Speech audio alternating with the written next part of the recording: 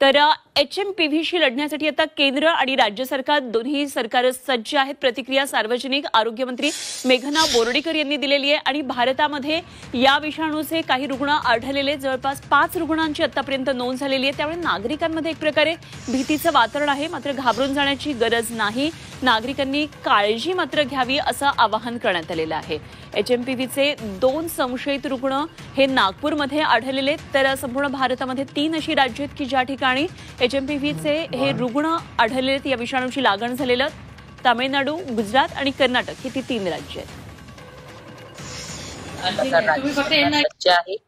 आणि मी सगळ्या नागरिकांना आपल्या माध्यमातून विनंती करू इच्छिते की गर्दीचे ठिकाण टाळले पाहिजे। कॉमन कोल्ड जो असतो, कॉमन फ्लू जो असतो आपला, आपण म्हणतो व्हायरल झालं तशा पद्धतीचे सिम्पटम्स जर असतील तर घरीच राहायला पाहिजे, हात स्वच्छ धुतले पाहिजे, डिस्टन्स राखलं पाहिजे। असे सोपे साधे उपाययोजना आपण केल्या पाहिजे।